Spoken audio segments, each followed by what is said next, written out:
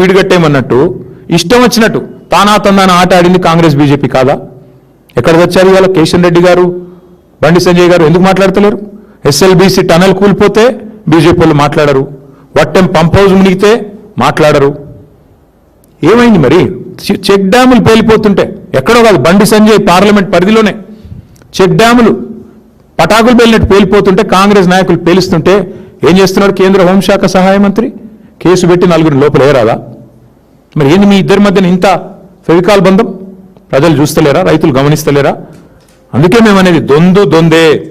ఇప్పటికైనా కూడా నేను అడుగుతా ఉన్నా, కాళేశ్వరం మీద ఆగమేఘాల మీద ఉరికొచ్చిన ఎన్డీఎస్ఏ ఇప్పటికైనా నిజంగా బీజేపీకి చిత్తశుద్ధి ఉంటే ఇండిపెండెంట్ ఎంక్వైరీ చేయండి. ఇప్పుడు నేను చెప్పిన అన్ని సంఘటనల మీద ఇండిపెండెంట్గా అసలు మేడిగడ్డలో ఏం జరిగిందో ఒక రిటైర్డ్ జడ్జితో ఎంక్వైరీ చెప్పేయండి. మేము వద్దంటలేం కదా. ఎవడు పేల్చిండు దాన్ని తేలని బయటికి రాని.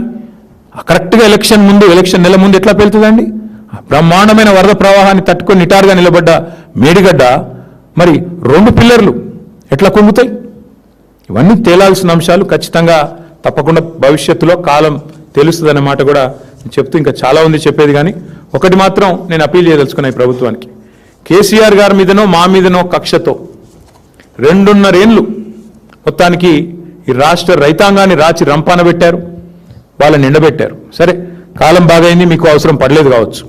కానీ ఇప్పుడు మరి ఎల్నీనో ఎఫెక్ట్ ఉంటుంది అంటున్నారు, సూపర్ ఎల్నీనో అంటున్నారు ఇంకొంతమంది. తప్పదు ఇప్పుడు నీళ్ళు లిఫ్ట్ చేయడం. ఇప్పుడైనా బుద్ధి తెచ్చుకోండి. చేసిన రాజకీయం చాలు, చేసిన చిల్లర ప్రచారం చాలు. నిన్నగాక మొన్న మీరు మాట్లాడిన బూతులు అందరం విన్నాం, చెవుల నిండా విన్నాం. ఇక 2.5 ఏళ్ళు మాట్లాడిన బూతులు, కూసిన కారు కూతలు ఇవి చాలు. మా మీద కోపం ఉంటే ఏంటి కేసులే, ఇంకొక 10 కమిషన్లు వేసుకో, ఏం వేసుకుంటావు వేసుకో. కానీ కోపం రైతాంగం మీద తీసి వాళ్ళ నిండబెట్టి, వాళ్ళ పంటలు ఎండబెట్టి, వాళ్ళ కరెంట్ ఇవ్వకుండా, రైతు బంద్ వేయకుండా, నీళ్ళు ఇవ్వకుండా ఏ రకంగా హింసించడం ఏదైతుందో ఇది ప్రభుత్వానికి తగదు, కాంగ్రెస్ పార్టీకి తగదు. ఇకనైనా లిఫ్టింగ్ స్టార్ట్ చేయండి, ఇకనైనా మీ యాక్టింగ్ బంద్ చేయండి, ఇకనైనా గవర్నమెంట్ మీద దృష్టి పెట్టండి, గాసిప్స్ మీద కాదు.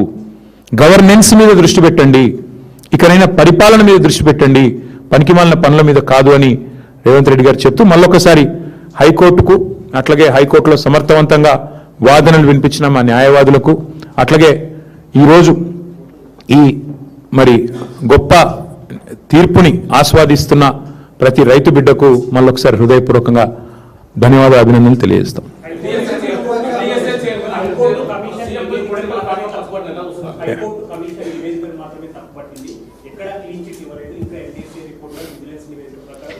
కోడి గుడ్డి మీద ఈకలు వీకడం అంటే తెలుసా బ్రదర్ నీకు?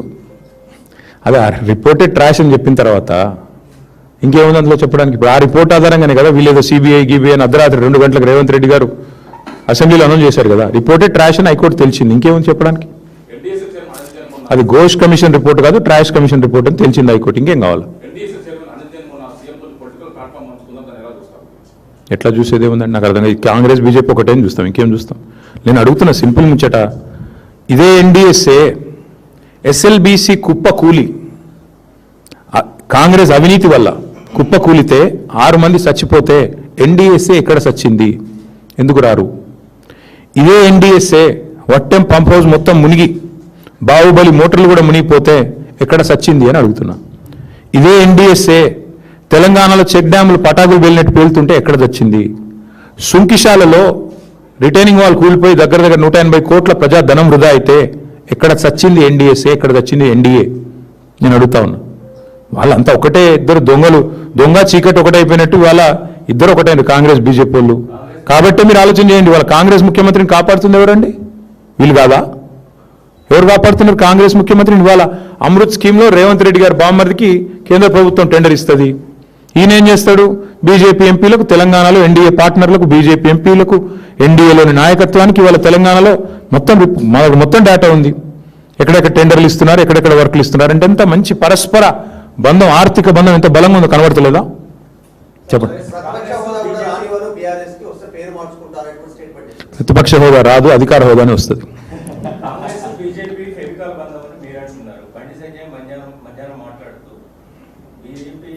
ఒక్కసారన్నా బండి సంజయ్ అంటే ఆయన రేవంత్ రెడ్డిని విమర్శ చేసింది మీరు విన్నారా? మూటలు వెళ్తుంటే పట్టుకోవాల్సింది ఎవరా? మూటలు వెళ్తుంటే కాంగ్రెస్ పెద్దలకు పట్టుకోవాల్సింది ఎవరు? హోంమంత్రినా? దొంగలను పట్టుకుంటాడు ఎవరు? హోంమంత్రి కదా. ఈయన ఏం చేస్తాడు పని? ఆయన కేంద్ర హోంమంత్రి అని గుర్తు చేయండి అప్పుడప్పుడు ఆయనకి. ఎంతసేపు కరీంనగర్లో గల్లీలో కార్పొరేటర్ తిరిగినట్టు తిరుగుడు కాదు కదా. అప్పుడప్పుడు ఆయన స్థాయికి తగ్గ పనులు చేయాలి కదా. కేంద్ర హోంమంత్రి అంటూ దొంగలను పట్టుకోవాలి. మీ ప్రధానమంత్రి ఏమో వచ్చి ఇక్కడ పెద్ద డైలాగులు కొడతాడు. తెలంగాణ ఏటీఎం అయిపోయిందని ఆయన డైలాగ్ కొడతాడు. ఏమంటాడు వచ్చి ఆర్ఆర్ ట్యాక్స్ అంటాడు. మరి మీరేం బిగుతున్నారు? మీరే వచ్చి ఒక హోంమంత్రి వచ్చేమో ఏటీఎం అయిపోయింది తెలంగాణ అంటాడు ఏఐసీసీకి. నువ్వేమో మూటలు పోతున్నాయి అంటావు. మీ ప్రధానమంత్రి వచ్చి ఆర్ఆర్ ట్యాక్స్ అంటాడు. మరి ముగ్గురు కలిసి ఏం చేస్తున్నారు మీరు? దేశాన్ని నడుపుతున్నారా లేకపోతే గాడుగులు తోలుతున్నారా? ఏం చేస్తున్నారు చెప్పమను. 2.5 ఏళ్ళు అయింది. ఈ రక్షణ మంత్రి సహాయ మంత్రి రేవంత్ రెడ్డికి సహాయం చేయడం తప్ప ఆయన ఇంతవరకు చేసింది ఏమైనా ఉందా ఈ రాష్ట్రానికి? ఒక్క పైసా పని ఎక్కనన్నా? మా వేములవాడ గుడి నిన్న అదేదో దివ్య భారత్ స్కీమ్ అలా చేరనేలేదట. నీ పార్లమెంట్ పరిధిలో ఉండే గుడి సంగతి నీకు దిక్కులేదు, ఖయాల్ లేదు. ఎంతసేపు రేవంత్కు రక్షణ కవచంలాగా గోడగా నిలబడాలి.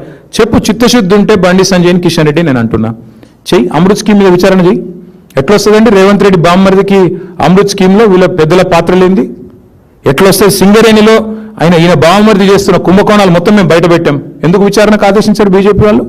ఎవరు కాపాడుతున్నాడు రేవంత్ రెడ్డిని? అంతెందుకండి వాళ్ళు నేను అంటున్నా, ఓటుకు నోటు కేసు ఉంది, రైట్? అజ్మల్ కసబ్ అనేటోడు తీవ్రవాది అనేది ఎంత స్పష్టంగా కెమెరాలో దొరికిండో, అజ్మల్ కసబ్ అనేటోడు తీవ్రవాది హంతకుడు అనేది ఎంత వాస్తవమో, రేవంత్ రెడ్డి దొంగ అనేది అంతే వాస్తవం. ఆయన కూడా కెమెరాలో దొరికిపోయాడు. కసబు కెమెరాలో దొరికిండు, రేవంత్ రెడ్డి కూడా కెమెరాల ముంగటనే దొరికిండు. ఏమైంది మన కేసు? ఎందుకు పర్సూ చేయట్లేదు కేంద్ర ప్రభుత్వం? పర్సూ చేయాలి కదా.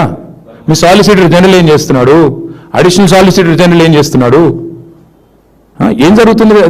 ఎవరిని ఎవరు కాపాడుతున్నారు? కనబట్లేదు అందరికీ? తెలుసు బ్రదర్, అక్కడ ఏం జరుగుతుందో కూడా తెలుసు. ఎన్ని రకాల మేనేజ్మెంట్లు నడుస్తున్నాయో మాకు కూడా తెలుసు. అన్నీ బయటకు వస్తాయి. టైం ఉంది అన్నిటికీ. ఎవరు కాపాడుతున్నారు? ఎన్డీఏ భాగస్వాములు ఎట్లా రేవంత్ రెడ్డికి అండగా రక్షణ కవచంలా నిలబడుతున్నారు? టైం వస్తుంది, అన్నిటికీ అన్ని బయటకు వస్తాయి. ఇప్పటికే తగలబెట్టిన కోట్ల రూపాయలు దండగా అంటే మళ్ళీ మీదికెళ్ళి సుప్రీంకోర్టు. ఇప్పుడు మీరు ఆలోచన చేయండి. ఆ ఘోష్ కమిషన్ రిపోర్ట్ 650 పేజీలో 900 పేజీలు వచ్చింది. అది ట్రాష్ అని చెప్పింది ఇవాళ హైకోర్టు. అదే వేస్ట్ రా నాయన అంటే మళ్ళీ సుప్రీంకోర్టు పోయి మళ్ళీ ఏదో చేస్తా. అసలు విషయం ఉంటే కదా ఏమైనా చేసేది. వాళ్ళకి ఇంకేం ఎజెండా ఉంటుంది బ్రదర్? నాకు అర్థం కాదు. ప్రజలకు పనికొచ్చే పనులు ఏమైనా చేస్తారా క్యాబినెట్లో?